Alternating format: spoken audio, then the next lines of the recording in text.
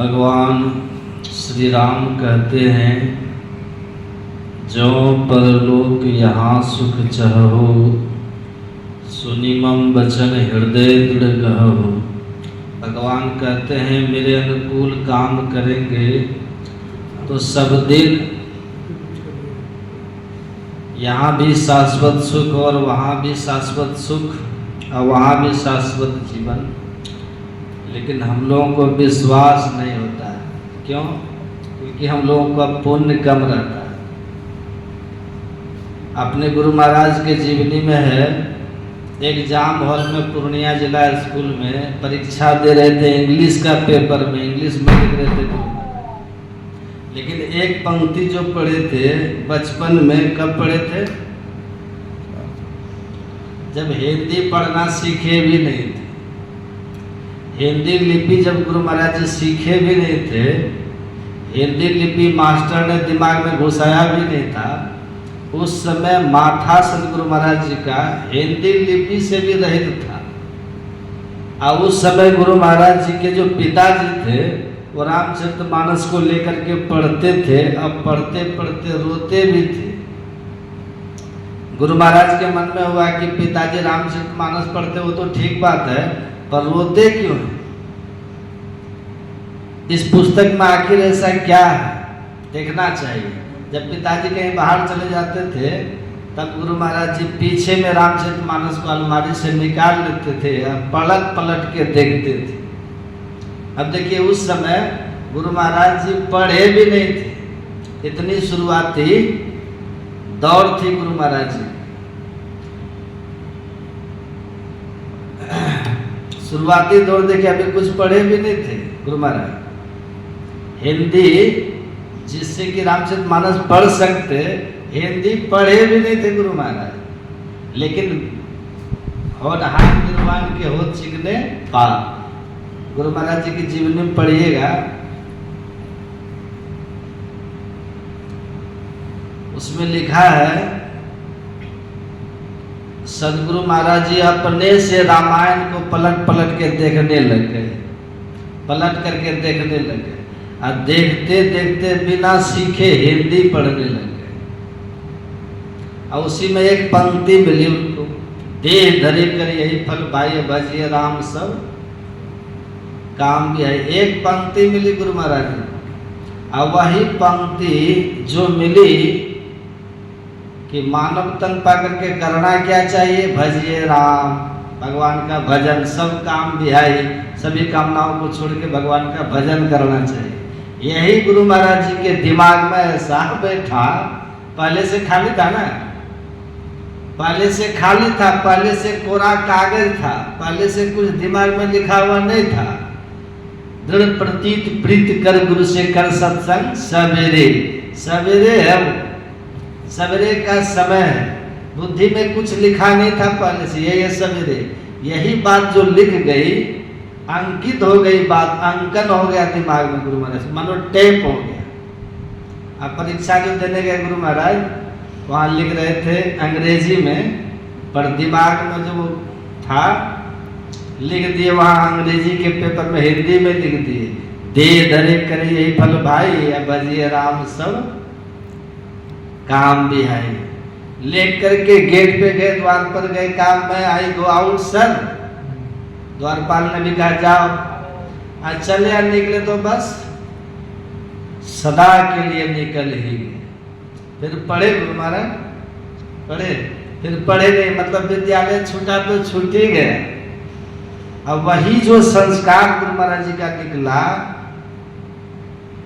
6 महीना तक, जैसे ध्रुव जी 6 महीना तक वहाँ मधुबन में तप किए थे ना, और अपने सदगुरु महाराज जी 6 महीना तक अपने ही गांव में धरारा में कुआं खोद करके, अभी भी कुआं खोदा हुआ है, अपने गांव में कुआं खोद करके और उसमें भीतर नीचे जाकर के बैठ करके 6 महीना तक ध्यान किए थे गुरु महाराज। ध्रुव जी 6 महीना तक ध्यान किए वहाँ मधुबन में जाके, जमुना के तट पे जाकर अपने सदगुरु महाराज 6 महीना तक ध्यान किए हैं।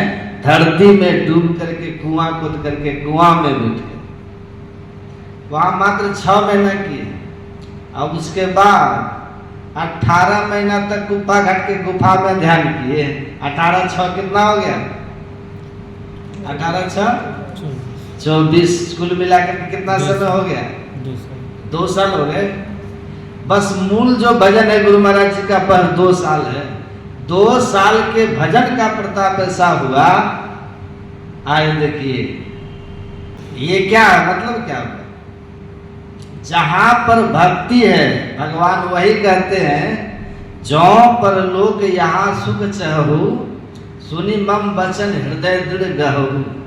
देखिए हमारे गुरु महाराज जी के नाम पर अपने देश में कहां कहां कितना सत्संग आश्रम हो गया, विदेशों में भी एक एक बार में लाखों लाख व्यक्ति बैठ करके गुरु महाराज जी की स्तुति कर रहे हैं। अभी अब पढ़िए पलटूदास जी महाराज की वाणी है, लक्ष्मी है संतन की दासी रज चाहत कैलाश को बासी। लक्ष्मी जिसके लिए हम आप एड़ी चोटी का पसीना एक करते हैं ना, वो गुरु महाराज जी के पीछे पीछे लक्ष्मी घूमती रहती। देखिए भक्ति की महिमा कितनी होती है। तो ये सब हो हम लोग को होता है? नहीं होता है। लोग कहते हैं कि ये सब तो अनपढ़ लोगों का काम है, ये सब तो बूढ़े बूढ़ियों का काम है, ये सब तो निकम्मे लोगों का काम, जिसको कोई काम नहीं वो करे सत्संग, वो करे भजन, वो करे ध्यान। आप राम से ज्यादा विद्वान हो गए, भगवान से ज्यादा हम विद्वान हो गए। करके तो देखिए। वही जब बूढ़ा हो जाता है ना आदमी, जब बूढ़ा हो जाता है वृद्ध, और तब जब घर में अपमान होने लगता है, कहिए बूढ़ा बुढ़ी का घर में अपमान होता है कि नहीं? अब की करिए भगवान हो उमर बिहान भेले राम, कहते हैं ना, जमराज के मुंगरी याद करके थर थर कांपे प्राण हो, भजन है। तो बुढ़ापा में क्या होता है? जीवन खत्म हुआ तो जीने का ढंग आया, और सम्मा बुझ गई तो महफिल में रंग आया। गाड़ी निकल गई तो निकला मुसाफिर घर से। जब गाड़ी ये निकल गई, अब घर से निकल के क्या करेंगे? गाड़ी मिलेगी आपको? गाड़ी निकल गई तो निकला मुसाफिर घर से, अब मायूस हाथ मलता बैरंग घर आया। जब गाड़ी निकल गई स्टेशन से, अब स्टेशन जाके क्या कीजिएगा? अब कुछ मिलेगा वहां? जब मन की मशीनरी ने ठीक से काम करना शुरू किया, तब बूढ़े तन के हरेक पुर्जों में जंग आया। जब बुढ़ापा में मन में ये होता है कि अरे सब बेकार था, जिसके लिए हमने एड़ी चोटी पसीना किया, अब वही हमारा अपमान कर रहा। अब कहते हैं अब चलो भजन ध्यान करेंगे, तो अब शरीर काम करेगा आपका। दीक्षा लेने वाले आते हैं, आसन लगाइए, बायां पैर को नीचे रखिए, दाहिना पैर ऊपर रखिए, कहते हैं ना, कहते बाबा पैर खराब हो गया, कोई पैर खराब हो गया, किसी का पैर झुकता नहीं है, कोई पैर को लंबा करके बैठता है, कोई पैर को मोड़ के बैठता है, किसी की कमर टेढ़ी, किसी का मतलब जब सब अंग प्रत्यंग खराब हो जाता है तब भजन हो सकता है, तब होगा भजन। आपस में लगा के आप बैठ ही नहीं पाएंगे, न आपका पैर काम करेगा, न कमर काम करेगी, न शरीर काम करेगा। अब मंत्र जब होगा तो उससे। एक बूढ़ी माता जी के घर में गए थे, उसका बेटा ने कहा बाबा देखिए मेरी माँ बूढ़ी हो गई, प्रतीक्षा अभी तक नहीं ली। हमने कहा हम क्या करें? कहा अभी कुछ बता दीजिए। तो हमने कहा क्या बताया? कुछ बता दीजिए। हम गए बूढ़ी माता जी के पास, कहा माता जी कहिए राम राम कहिए। हम कहे राम राम, तो बूढ़ी कहती है हाँ माम। कहिए राम राम, माता जी बूढ़ी कहती है हाँ माम। उससे कुछ होगा? बैलेंस बिगड़ जाता है। अब थोड़ को घूमना चाहिए इधर तो घूम जाता है उधर, झी को उठना चाहिए ऊपर तो चली जाती है नीचे। राम राम होगा? सब शरीर के मशीनरी खराब हो गए। अब क्या होगा? बूढ़ेपन में धन रुजन के मनता छुए आसमान। अब भजन होगा? इसलिए अपने गुरु महाराज कहते हैं मनुष्य बने हो तो इसलिए दृढ़ प्रतीत प्रीत कर गुरु से, कर सत्संग सवेरे। जब बच्चे को दीक्षा बता दीजिए, जो थोड़ा सा होश आए ना, उसका भजन जल्दी बने। उनसे भजन होगा। और जवानी होते होते बहुत कुछ पा लेगा। और जवानी के बाद जब गृहस्थी में प्रवेश करेंगे तो गृहस्थी भी स्वर्ग हो जाएगा, उनके बाल बच्चे भी महान होंगे, उनका बुढ़ापा भी सुखी हो जाएगा। और जवानी में ये सब नहीं किए, बचपना में ये सब नहीं किए, बुढ़ापा में आएंगे ना तो बगुला को देखे, हम बूढ़ा बगुला को देखे, बूढ़ा बगुला में तो खड़ा रह पाता है, न तो मछली पकड़ पाता है, तड़प तड़प कर मर जाता है। वही बूढ़े बगुले की तरह हम लोग का हाल हो जाता है। तो भगवान कहते हैं ये मानव के कर्म मुक्ति का द्वार है। भक्ति ऐसी कीजिए कि मुक्ति के द्वार में प्रवेश कीजिए। इस देह में 9 द्वार तो सब कोई जानते हैं, 2 आँख का, 2 कान का, 2 नाक का, मल मूत्र विसर्जन का, ये मुंह का, ये सब जानते हैं, सब कोई जानते हैं। ये सब द्वार तो सब जानते हैं। इसमें रात दिन हम लोग रहते भी इसी में रच पच रहे हैं। लेकिन जो द्वार देख करके भगवान ने मानव तन खास बनाया, विशेष बना, उस द्वार को हम लोग जानते हैं, उस द्वार का पता नहीं चला। कहाँ है वो द्वार? शिरा कपाले रुद्राक्ष विभ्रम चिंतिये देदा तदा ज्योति प्रकाशस्यात् विद्युत पुंज समप्रभ एतत् चिंतन मात्रेण पापानां संचयो भवेत् दुराचारो पुरुषो नवते परमं पदम। भगवान शंकर कहते पार्वती से देवी गले से ऊपर के भाग को सिर कहते हैं। इसी सिर में आंख के पास जहाँ बाल में उसको कपाल कहते हैं, और उसी कपाल में रुद्राक्ष है। यहीं पर रुद्राक्ष है। रुद्राक्ष यहाँ खोदिएगा, प्रश्न कीजिएगा तो रुद्राक्ष मिलेगा। भगवान शंकर झूठ तो नहीं बोल रहे हैं। रुद्राक्ष का मतलब क्या होता है? रुद्राक्ष का मतलब होता है रुद्र प्लस अक्ष बराबर रुद्राक्ष। अर्थात रुद्र कहते हैं शिव को, अक्ष कहते हैं नेत्र को, शिव नेत्र को ही कहते हैं रुद्राक्ष। और हम क्या करते हैं? हाथ में बांध लेते हैं रुद्राक्ष का बाला, और गले में पहले रुद्राक्ष की माला, और कह देते हैं हम हो गए शिव भक्त। तो ये नहीं, भगवान शंकर कहते एक मुखी रुद्राक्ष है सबके ही भीतर। एक मुखी रुद्राक्षम विवरम, एक विवर, एक मुखी रुद्राक्ष है सबके भीतर। यदि उस रुद्राक्ष में कोई प्रवेश करे तो फल क्या होगा? भगवान कहते तदा ज्योति प्रकाशस्यात् विद्युत पुंज समप्रभ, अपने भीतर में बिजलियों के पुंज के समान प्रकाश हो जाएगा। अभी तो अंधकार है, और जब तक भीतर में अंधकार है, जब तक है तब तक है।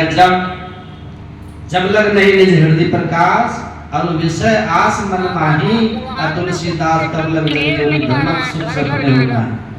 जब तक ये अंधकार है भीतर में, तब तक 84 का चक्कर लगता है, तब तक सुख नहीं मिलेगा, हम सुख नहीं पा सकेंगे। इसलिए अपने गुरु महाराज जी कहते हैं जीवन बिताओ स्वावलंबी, भरम भाड़े फोड़ी कर, असंतों की आज्ञा है ये नहीं माथ धर छल छोड़ी कर। जिनका जो काम है वो काम कीजिए, लेकिन इस देह में मुक्ति का द्वार का उसको जान लीजिए। और ये लिखिए, सब कुछ कीजिए, थोड़ा मुक्ति के द्वार को भी जानिए। जो बड़े हैं नौकरी चाकरी करते वो भी कीजिए, और मुक्ति के द्वार को भी कीजिए। बूढ़ा बूढ़ी के लिए क्या करना? यदि जवानी में भजन किए तो ठीक है, और नहीं तो बुढ़ापा में दीक्षा लीजिए, थोड़ा बहुत जब ध्यान कीजिएगा संस्कार बनेगा आपका भी, अगला जन्म में फिर कुछ होगा। इस जन्म में तो यदि गुरु की कृपा हो, ईश्वर की कृपा हो तो कुछ भी हो सकता है, लेकिन इस देह में फिर कुछ होना मुश्किल हो जाता है। तो इतना काम कीजिए, दीक्षा लेके जिसका जो काम है अपना, अपने गुरु महाराज जी कहते हैं पदावली में, विप्र भांगी अपण पड़वा करो तरिहो निशंक हो, तरते गए जो हर्ष किए सब राय राणा रंक हो। राय राणा मतलब रंक हो, मतलब चाहे गरीब है तब भी कीजिए, अमीर है तब भी कीजिए, आप जो भी है वो करते रहिए और जीवन सुखद हो जाएगा। भजन भी ये सब नहीं करेंगे, केवल प्रपंच में रहेंगे तब कुछ होने वाला है। मुक्ति के द्वार को जानिए, मुक्ति के द्वार में प्रवेश कैसे करेंगे उसको भी जानिए। मुक्ति के द्वार में कौन प्रवेश करेंगे? हम लोग रोज गाते हैं, गुरु महाराज जी ने रटा दिया। क्या रटा दिया? गुरु जाप मानस ध्यान मानस कीजिए दृढ़ साध कर, इनका प्रथम अभ्यास कर। पहले एक मंत्र का जप और एक रूप का ध्यान खूब बढ़िया से दृढ़ता से कीजिए। ये दोनों क्रिया करते करते मन शुद्ध हो जाएगा, मन पवित्र हो जाएगा। और जैसे मन शुद्ध होगा, पवित्र होगा ना, आप मुक्ति के द्वार में प्रवेश करने की क्षमता आएगी आप में। खूब बढ़िया से जप कीजिए, चलते फिरते तो जप कीजिए ही, आप बैठ करके भी जप कीजिए। जो आसन बताया बैठने के लिए, उस आसन से बैठिए। एक बात आप बताइए, रोड पे चलते हैं ना हम लोग, रोड पे चलते हैं ना, रोड भी चले तो चलती रोड पे गाड़ी चलेगी? पटरी पे ट्रेन दौड़ती है ना, पटरी भी चले तो ट्रेन चलेगी नहीं ना। जब पटरी स्थिर होती है तब ट्रेन दौड़ती है, रोड स्थिर है तब बसें चलती हैं। ऐसे शरीर जब हमारा स्थिर होता है तब मन भजन में चलता है, तब मन भजन में चलेगा, है कि नहीं। शरीर यदि हमारा हिलता रहेगा है, तब मन भजन में नहीं लगेगा। और हम जो मनोरंजन की बात सोचते हैं ना कि जैसे तैसे करें, भगवान का नाम लें, वो तो ठीक है, लेकिन यदि कुछ पाना चाहते हैं एक आसन से बैठना पड़ेगा। इसलिए याद रखिए, जब तक आपका पैर खराब नहीं हुआ उसके पहले दीक्षा लीजिए। कमर जब तक खड़ा नहीं तब तक उसके पहले दीक्षा लीजिए। एक आसन से 1 घंटा तक कम से कम बैठ सके जब तब दीक्षा लीजिए। लोग कहते बाबा कुर्सी के बेड पे नहीं होगा, कुर्सी में तो हम तो कह देंगे हाँ हो जाएगा, लेकिन जब यमराज पूछेगा तब पूछे धर्मराज, जब भाई वहां यमराज पूछेगा ध्यान करते थे नहीं, क्यों? घुटना में दर्द था, तो दिखाओ घुटना किधर है। तो जब घुटना दिखाएंगे तो सरसों का तेल लेकर के मालिश नहीं करेंगे, वो मुंगरा लेकर के रहते हैं और 2-4 मुंगरा वहीं पे मारते जहां दर्द के कारण से ध्यान नहीं कर सके। ध्यान किया था नहीं, क्यों? कमर में दर्द था, दिखाना किधर दर्द था, यहाँ। तो वो मालिश नहीं करेंगे, मार लगाएंगे। मुंगरी न मारी के प्राण निकासत, व्याकुल हो शरीर करो मनवादन की तदबीर। तो जो असमर्थ हो गए उनकी तो कोई बात नहीं, लेकिन जो अभी तक ठीक ठाक है, मस्ती छोड़ दीजिए। अंतिम में आंसू पोंछने वाला कोई नहीं होता है। मस्ती छोड़ दीजिए, दीक्षा लीजिए और थोड़ा बैठिए बढ़िया से। एक आसन से बैठने का अभ्यास कीजिए। एक आसन से कम 1 घंटा जो बैठिएगा ना, तब देखिए भजन होगा। जब पटरी स्थिर रहती है तब गाड़ी चलती है, ट्रेन चलती है। अच्छा, भूकंप में आप देखिए, जब भूकंप में धरती हिलती है तो बस चलती है। जो गाड़ी जहां वहीं रुक जाती है भूकंप में। कभी देखे कि नहीं? सरपट भागे के बाबा बच गए थे कि कितना जोर का भूकंप में कितना मकान ढह गया था, कितना मकान ढह गया था। ये धरती जब हिलती है स्थिर रह पाते हैं हम लोग। इसी तरह से जब तक हमारा शरीर हिलता रहेगा तब तक मन स्थिर नहीं। इसलिए तब भजन में लगिए, तब दीक्षा लीजिए, होश में रहिए, जब तक कि आपके पैर में बल है। युवावस्था यौवन है, पैर में बल है, कमर में बल है, कोई रोग नहीं, तब ले लीजिए दीक्षा। आराम से बैठ करके भजन कीजिए। 1-2 घंटा दिन में भजन करिए रोज। यदि गुरु कृपा से भजन बन जाएगा तो गोटी लाल हो जाएगा, फिर आपके सुख को कोई छीन नहीं पाएगा। कितना सुख मिलेगा ना भजन में, होता आनंद आनंद। उसका नाम है सुख मना। जहाँ पे मोक्ष का द्वार है उसको सुख मना कहते, जहाँ जाने के बाद मन को सुख मिलता है। सुख मना की तो बात छोड़िए, आप ठीक से जप करके देखिए, जपते में आपको सुख मिलना शुरू हो जाएगा। गुरु महाराज जी के दर्शन में भीतर में बाहर जो दर्शन करते हैं ना, इस दर्शन में तो ठीक है श्रद्धा प्रेम होती है, पर भीतर में जब दर्शन कीजिएगा इष्ट का तो आनंद आएगा। दिव्य दिव्य सुंदर सुंदर रूप देखिएगा, कभी ऐसा रूप तो कभी वैसा रूप देख करके आनंद आ जाएगा भीतर में। यदि मोक्ष का द्वार मिल गया, सुख मना मिल गया, तब तो चलत पंथ सुख हो तो महा, जहां अझर झर दे। लखत सुनत श्रुत चलत नेवरी, वहां जैसे सुषुम्ना मिल गया, जैसे भजन में आगे बढ़ गए ना, प्रकाश का दर्शन और नाद का श्रवण। लखत सुनत श्रुत चलत नेह भरी, नाह राह खिड़की, परमात्मा के रास्ते पे चल पड़ी। और जैसे ईश्वर का दर्शन हो गया, बस हो गया मोक्ष, वही तो मोक्ष है। अपना दर्शन हुआ, मोक्ष हो गया, ईश्वर का दर्शन हुआ, मोक्ष हो गया। ये तो भगवान का साधन धाम मोक्ष का द्वारा, उसी मोक्ष को पाने के लिए यहाँ 10वां द्वार, उसी को सारक कहते हैं। क्यों भटकता फिर रहा तू है तलाशे यार में, रास्ता सरल में दिलबर पे जाने के लिए। नौकते सफेद सन्मुख झलके झला झली, असरग में नजर फिर कर तज मन की चंचली। संतों ने कही राह यही शांति की असली, अशांति को जो चाहता तज और जो नकली। यही शांति का असली रास्ता है। अपने भीतर में सुषुम्ना को जानिए, दसम द्वार को जानिए और उसका अभ्यास करते रहिए। थोड़ा थोड़ा रोज अभ्यास कीजिए। आप मंत्र जब भी करिए, मानस ध्यान भी कीजिए। इतना काम यदि करेंगे ना, मानव तन हमारा सफल हो जाएगा। यदि नहीं किए तब परिणाम क्या होगा? इसी को कहते हैं स्वतंत्र भक्ति, इसी को कहते हैं गुप्त भक्ति। भगवान राम कहते हैं और एक गुप्त मत समय कर जोड़ी, यही सुषुम्ना का ध्यान है, गुप्त भेद है।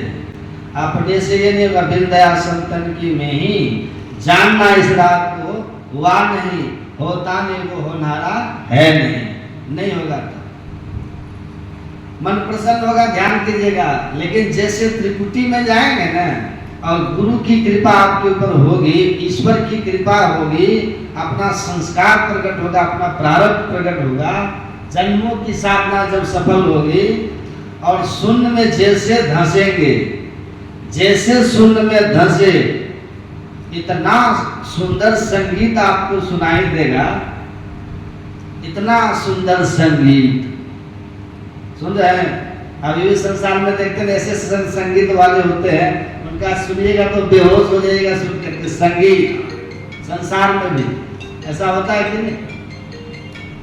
है? ऐसा ऐसा संगीत में राग होता है, अग्नि प्रकट हो जाता है, गा करके कर देता है। फिर ऐसा ऐसा राग होता है, गा करके बरसा करके अग्नि को बुझा भी देता है। ऐसा ऐसा राग है। क्या संगीत आप सुनिए भी संसार में भी, कितना मन उसमें लुभा जाता है। ऐसे ऐसे कलाकार अभी भी है संसार में, आप सुनेंगे तो दंग हो जाएंगे। अब विचार कीजिए, दुनिया का सबसे बड़ा कलाकार कोई हुआ, उसका सुनिएगा तो कैसा लगता है? कैसा लगेगा? लेकिन जहां पर संपूर्ण संसार के कलाकार को बनाने वाले हैं, खुद परमात्मा ही संगीत का राग छेड़े, तो कैसा लगेगा? सुन रहे कि नहीं आप लोग? विचार कीजिए। तो भीतर में जो संगीत चल रहा है वो किसी व्यक्ति का नहीं, भीतर में जो संगीत चल रहा है वो राग रेशे की आवाज नहीं है, रग रेशे की आवाज नहीं है। भीतर में जो संगीत चल रहा है वो ईश्वर का राग है। ईश्वर खुद से संगीत गा रहे, उसमें कैसा होगा आनंद, कल्पना कीजिए। फूट गया आसमान शब्द की धमक से, लगी गगन में आग सूरत की चमक से, शेष नाग और कमठ लगे सब कांपने, अरे पलटू सहज समाधि की दशा सुधी नहीं आपने। उस शब्द का जब सुनिएगा ना, तो शब्द के सुनते सब सुध बुध खत्म हो जाएगा। अद्भुत वहां, इसलिए प्रकाश है वहां भी, पर संगीत इतना कर्म प्रिय, इतना मधुर होता है, इतना मधुर संगीत है वहां कि प्रकाश वहां गौण हो जाता है। ध्यान से सुनिएगा। अब फिर संगीत का जहां लय हो जाता है वही परम पद है, और वहां सबसे जो प्रकाश निधि है, पुरुष प्रसिद्ध प्रकाश निधि प्रगट परावरनाथ, वहां पर परमात्मा प्रकट हो जाता है। जैसे परमात्मा प्रकट हुए, वो प्रकाश निधि है, परावरनाथ है, वो परमात्मा के दर्शन होते ही अविद्या सब कुछ खत्म हो जाती, बिल्कुल खत्म। फिर ज्ञान पूर्ण ज्ञान हो जाएगा, आमने सामने होंगे, आमने सामने ज्ञान हुआ। आमने सामने क्या ज्ञान हुआ? उनको हमने देखा, हम वही थे, पहले भी वही थे, अभी वही हैं, वही हम भी थे। हम में तुमने भेद बुद्धि को जो सकते हैं मिटा, वह तुम वही में ही प्रश्न पुनि रहते नहीं। आत्म अरबी के भोग लगावे, असेवक सेव भाव छूटी जावे। ये ज्ञान हो जाएगा आपको, वो प्रकाश जब मिल जाएगा। अब वो प्रकाश के दर्शन से जो फिर चमत्कार आप जानते हैं, देखते हैं, ये सब चमत्कार हो जाएगा अपने। चमत्कार इधर भी बहुत है, इधर के प्रकाश में भी बहुत चमत्कार होता है। आपके मन में होता होगा कि बाबा ये सब बात हमको क्यों सुना रहे हैं? जो हमारे लिए दिल्ली दूर है, अभी तो जब भी नहीं होता है बाबा परम पद की बात सुना रहे हैं। तो याद रखिएगा, जब यही परम पद की बात आपकी खोपड़ी में रहेगी ना, दिमाग में, खोपड़ी मतलब क्या, आपके चित्त में संस्कार जब इसका रहेगा, और जब शरीर छोड़ करके यहाँ से जाइएगा ना, तो वहां पर चित्र गुप्त देखता है सब कुछ, इसके भीतर में कैसा कैसा संस्कार है। और जब ये संस्कार आपके चित्त में वहां पर उसको दिख गया, अरे इसका संस्कार तो बड़ा प्रबल है, ये तो परम पद की बात को बैठा के रखा है दिमाग में, ये तो दिमाग में परमात्मा को, उस प्रकाश का, उस बात को बिठा के रखा है दिमाग में। ये तो परमात्मा का ऐसे प्रकाश की बात को बिठा के रखा है, जो प्रकाश से दुनिया प्रकाशित हो रहा है, हो रही है, पर वहां पर प्रकाश कुछ भी नहीं है। ये तो ये सब बात को बिठा करके रखा है खोपड़ी में, अपने चित्त में। फिर वो आपको मानव तन देने के लिए विवश हो जाए, है ना। और मानव तन भी ऐसा वैसा नहीं देंगे, मानव तन दे करके उसी क्षेत्र में आपको भेजेंगे, उसी गुरु के पास आपको भेजेंगे, जो गुरु फिर से आपको यही ज्ञान सुना के उधर उस तरफ उन्मुख कर सके। ये मामूली बात है, नींद आ रही है सबको, कितनी बड़ी बात है। इसीलिए ये मत कहिए कि हम मानस जब भी नहीं कर पाते हैं, बाबा बात सुना रहे हैं परम पद की, ये मत कहिए। खोपड़ी में रहेगा ना तो संस्कार रहेगा, सुनना है हमको सब कुछ, संस्कार सबका बैठाना है। और जो करने की दीक्षा में कहा गया उतना करिएगा, लेकिन उतना करेंगे भी, सुनेंगे भी, समझेंगे भी। यही सुनते समझते करते, सुनी समझे जन मुदित मन मज्जयति अनुराग, यही तीन काम तो करना है। सुनना है, समझना है, और मज्जन करना मतलब गोता लगाना, अभ्यास करते रहना। स्नान करना मतलब अभ्यास करना, अभ्यास करते चले जाएंगे, यही संस्कार हमारा प्रबल होता चला जाएगा। और एक दिन तब हम भी कहेंगे, अरे अब वहां आ गए, कहाँ, जिसकी चर्चा पहले कभी सुनते थे, वहां पर अब आ गए। सूरदास समझे कि यह गति, मन ही मन मुस्कायो, कहीं न जाए वासुक की महिमा, जो गुंगो गुड़ खायो। यही जब करेंगे तब जीवन में सब चमत्कार जो सुनते हैं ना, देखते हैं, वो सब चमत्कार होगा, अपने जीवन में आएगा। और देखिए, एक व्यक्ति ने हमारे गुरु महाराज जी से कहा कि सरकार, जब भगवान बुद्ध, जो विष्णु भगवान के अवतार माने जाते हैं, जब भगवान बुद्ध को 550 जन्म लग गया अर्हत प्राप्त करने में, आप पद प्राप्त करने में, तो हम लोग तो साधारण लोग हैं, हम लोग को कितना जन्म लगेगा? तो अब गुरु महाराज जी ने तुरंत कहा था, सबरी को कितना जन्म लगा? बुद्ध को तो 550 जन्म, सबरी को 3 जन्म की कहानी लगा है, एक ही जन्म। पहले किकिरणी ही थी, किकिरणी से राजकुमारी बनी, फिर संत का दर्शन हुआ, अगला जन्म में भीलनी होती है, उसी एक जन्म में उनको मतंग ऋषि मिल जाते हैं। और एक ही जन्म में इतनी भक्ति करी माता सबरी ने गुरु मतंग की कृपा से, राम को कहना पड़ा सकल प्रकार भगत दृढ़ तोरे। सबरी वो पढ़ी लिखी थी क्या? यहाँ तो कितने लोग पढ़े लिखे बैठे, सबरी पढ़ी लिखी थी? पढ़ी लिखी भी नहीं थी, आज सभी को देखने में बहुत सुंदर ही थी, काली कलुटी थी, इतना बड़ा बड़ा दांत था कि देख करके भाग जाता है। लिखा है जब काली कलुटी है, भिलनी है, पढ़ी लिखी कुछ भी नहीं है, जब उनको एक जन्म में मिल सकता है तो हम आपको क्यों नहीं मिल सकता? बस चाहना है, भीतर से चाहना रखनी है, हमको चाहना भीतर से रखनी है और इष्ट पर समर्पित रहना है।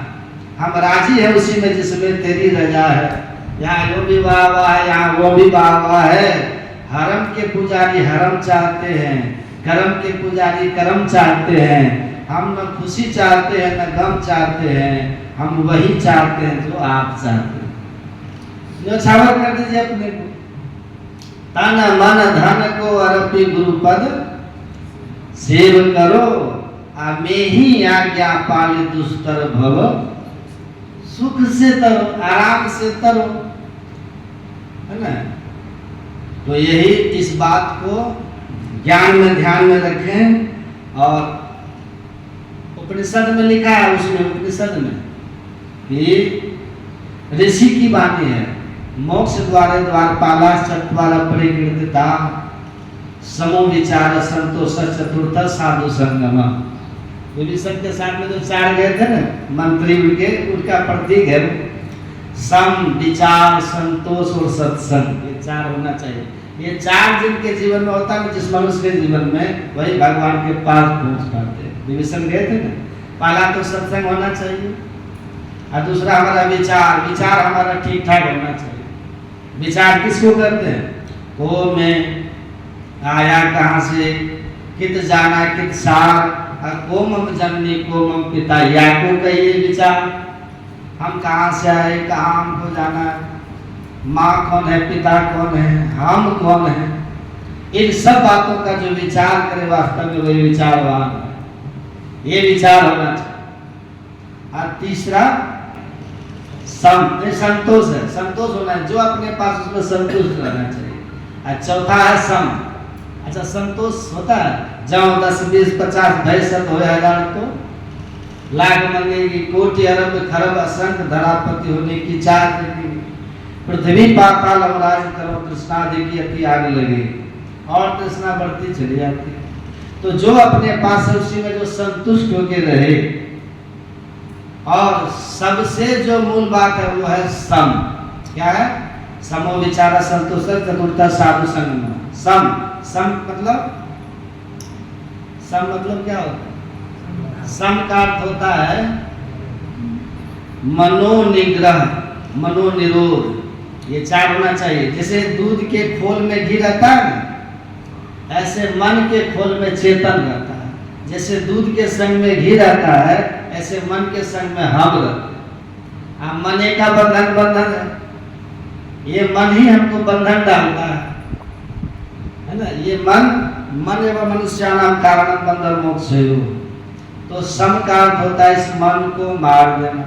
सम का अर्थ होता है मन को खत्म करके, मन के बंधन से छूट के ईश्वर से मिलना, ये सम है। अच्छा, सम का साधन कैसे होता है?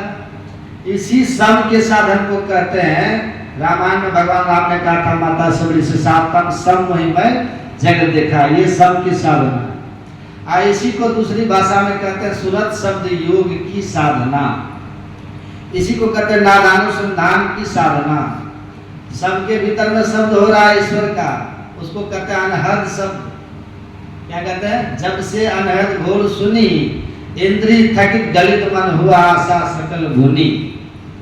जो गुरु से दीक्षा लेके अपने भीतर में साधना करते उसको अनहद ध्वनि मिलती है।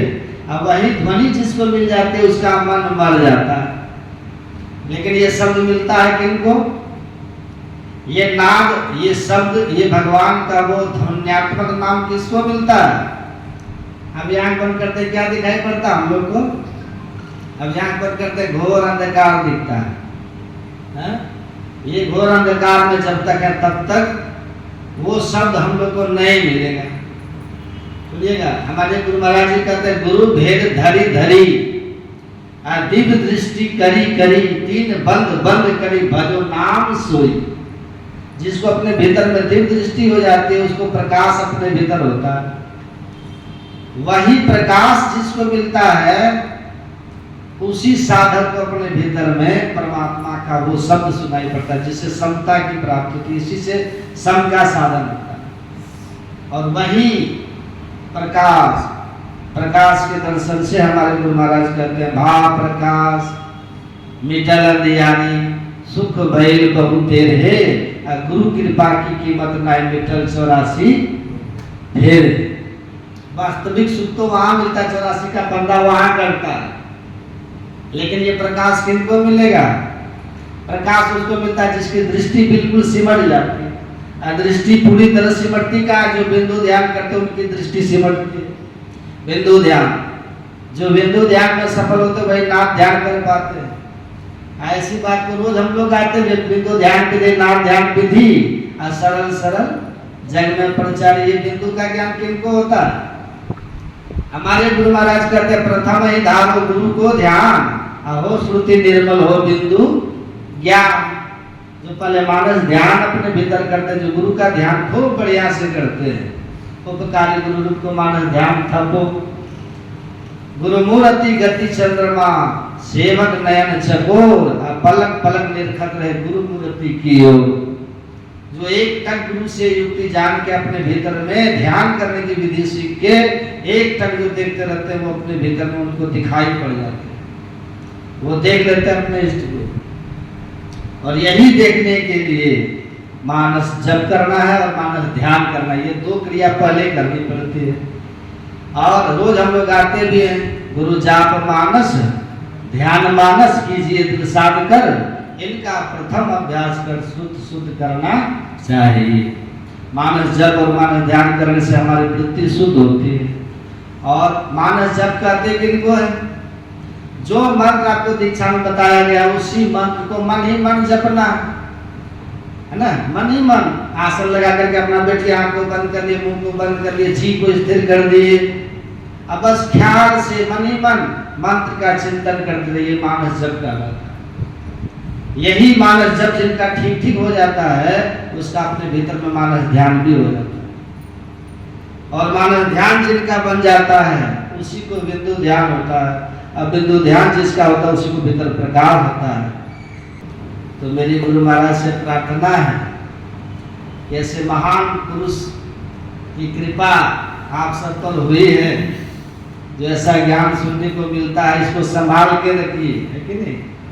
और गुरु महाराज के ज्ञान को प्रचारित करने में हम लोगों की भूमिका हो इस क्षेत्र में, तो समझिए कि गुरु कृपा से आपका कभी भी अहित नहीं होगा, कभी भी आप लोग पीछे मुड़ के नहीं देखेंगे। महाराज जनक सुनिएगा, महाराज जनक ने अष्टावक्र को कहा ना कि क्या चाहिए, राजपाट धन दौलत क्या चाहिए? उन्होंने कहा ये नश्वर वस्तुओं की हमें जरूरत नहीं है।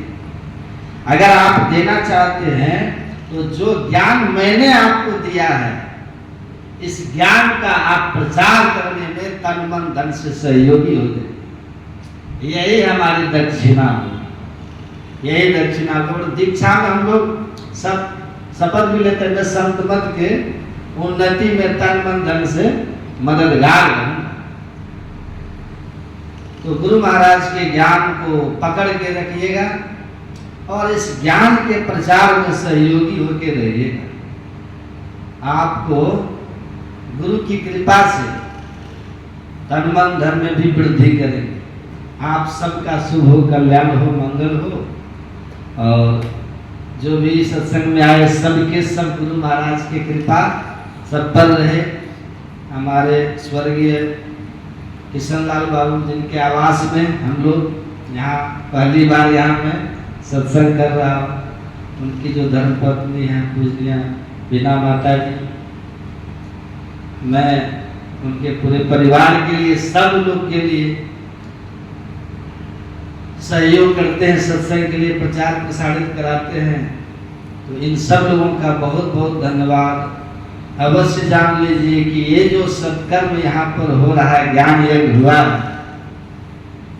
तो किशन लाल बाबू की आत्मा जहाँ भी होगी प्रसन्न नहीं होगी, खुश होते होंगे। सत्संग से उनको बहुत प्रेम था। गुरु महाराज उनको अपने साया में रखें, अपने शरण में रखें। और मैं आप सबके लिए भी प्रार्थना करता हूँ, शुभकामना करता हूँ कि आपका लोक परलोक दोनों सुख हो, मंगल हो। बोलिए प्रेम से श्री सद्गुरु महाराज।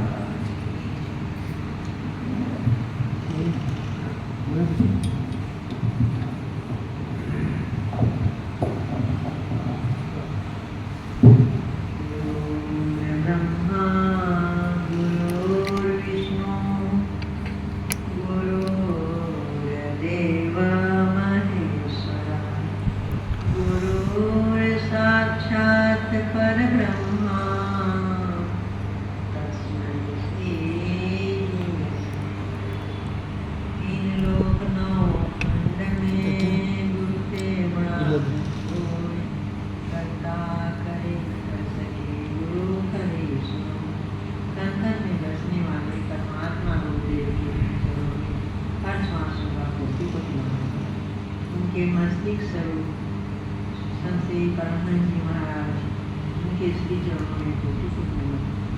मंचा सिंह बाबा, परम पूज्य संदीपानंद बाबा,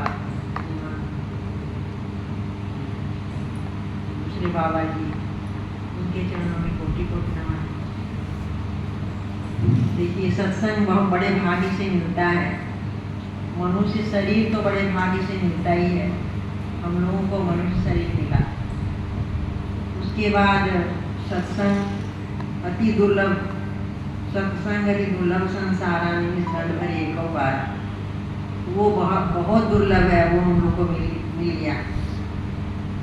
सद्गुरु तो मिलते ही नहीं है। कितने बड़े भाग्य हैं हम लोग के, कितनी अरब जनता है, हम लोग कितने लोग हैं जिनको सद्गुरु मिले हुए हैं, कितने बड़े भाग्य हैं हमारे। युक्ति मिल गई, सत्संग मिल गया, और गुरु की कृपा से संत महापुरुषों का, संत की संतानों का, भक्तों का दर्शन होता रहता है, महापुरुषों का दर्शन होता रहता है। ये बड़े भाग्य की बात है कि हमारे संत मत के सभी महात्मा इतने अच्छे हैं, इतने महान हैं कि समय समय पे हम लोग को सत्संग का अभाव नहीं होने देते। कभी जब भी इनको बुलाते हैं, बड़े आदर से वो सत्संग में चले जाते हैं।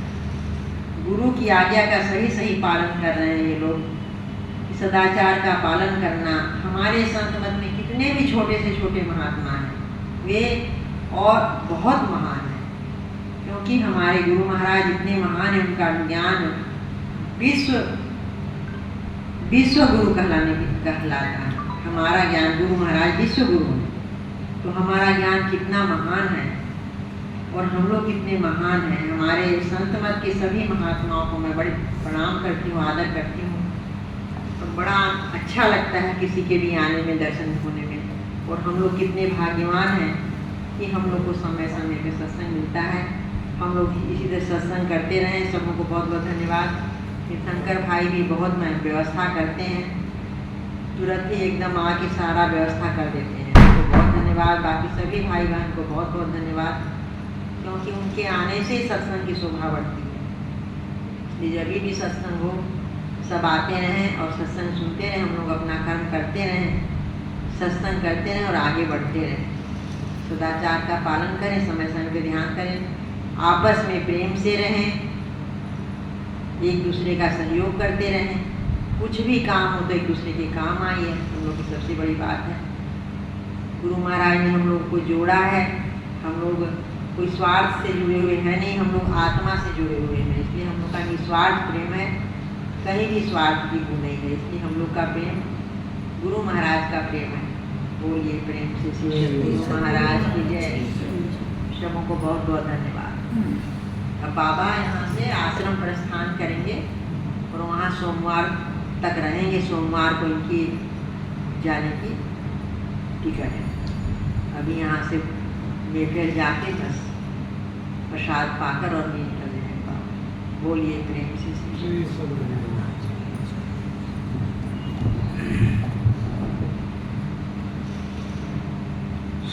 सद्गुरु महाराज की जय। बड़ा ही शुभ सूचना मिला हम लोग को कि बाप बारंबार बाबा हम लोग के यहाँ आ जाते हैं तो यहाँ से बाबा का प्रस्थान जो है महर्षि संत ध्यान योग आश्रम जो आगरपाड़ा है वहीं पर भी अक्सर बाबा वहाँ रहेंगे। प्रत्येक दिन वहाँ सत्संग होगा, जो भी संभव हो जाकर के सत्संग से लाभ ले सकते हैं। और हम लोग यहाँ पर भी रखे थे सत्संग, लेकिन समयानुसार अभी हम लोग प्रारंभ नहीं कर पाए। यहाँ भी हम लोग प्रत्येक शनिवार का विचार हुआ था। यह सत्संग में आना, सत्संग जब तक हम लोग आप लोग आएंगे नहीं सत्संग होगा नहीं। अगर सब लोग आकर के मंथली में भी यहाँ अगर एक बार सत्संग हुआ हो तो अच्छा हो। महीना में एक बार कम से कम माता जी का हम लोग से प्रार्थना भी है। हम लोग जब तक नहीं आएंगे तो होगा, बराबर हम प्रयास तो करते ही हैं, लेकिन हम अगर अकेले आ जाए सत्संग सुनेगा तो फिर भी गुरु महाराज सामने वास्तव में प्रार्थना कर ही लेते हैं। तो यह बड़ा ही हमारे माता जी जो है बड़ा लगे हुए हैं। यह तो आज से नहीं, हमको लगता है इनका जो है सब परिवार ही इसमें पूरा हम तन मन धन से जो है इसमें है कि किसी तरह हम मानव का उद्धार हो। और हमारे गुरु महाराज भी यही हम लोगों का यह जो जीवन अभी हम लोग देख रहे हैं, यह मनुष्य का शरीर यह इसीलिए मिला है सत्संग ग्रहण करने के लिए। बस एक भजन है हमारे सदगुरु महर्षि संत ब्रह्म जी महाराज का, करो तुम साधना मन से सफलता हाथ है तेरे। हमारे जो मस्तिष्क स्वरूप हमारे सदगुरु ब्रह्मलीन जो का एकदम मस्तिष्क स्वरूप हमारे और अनवरत सेवा इन्होंने किया गुरु महाराज का। उन्होंने अपना वाणी में उन्होंने कहा, करो तुम साधना मन से सफलता हाथ है तेरे। निश्चल भक्ति कर गुरु की सहायक साथ है तेरे। निश्चल भक्ति कर गुरु की सहायक साथ है तेरे। करो तुम साधना मन से सफलता हाथ है तेरे। अगर हम मन से कोई भी काम को करेंगे तो निश्चय ही हम लोग उस पर जो आगे होंगे। और कहते हैं, न छोड़ो जाप मानस को, न छोड़ो ध्यान मानस को। न छोड़ो जाप मानस को, न छोड़ो ध्यान मानस को। आराधो दृष्टि सुख मन में तो काला बिंदु है तेरे। आराधो दृष्टि सुख मन में तो काला बिंदु है मेरे। प्रथम काला दरसता है, वही फिर श्वेत होता है। प्रथम काला दरसता है, वही फिर श्वेत होता है। झलकता ज्योति जगमग है, वह मिटता तम का घेरा है। करो तुम साधना मन से सफलता हाथ है तेरे। दृष्टि जब बिंदु पर जमती, तो अनहद नाद है मिलता। दृष्टि जब बिंदु पर जमती तो अनहद नाद है मिलता। नौबते पांच टपने पर नहीं माया का घेरा है। नौबते पांच टपने पर नहीं माया का घेरा है। पंचम नौबत अकथ ध्वनि ही परम प्रभु से मिलाती है। पंचम नौबत अकथ ध्वनि ही परम प्रभु से मिलाती है। संत तह भाव नहीं द्वैती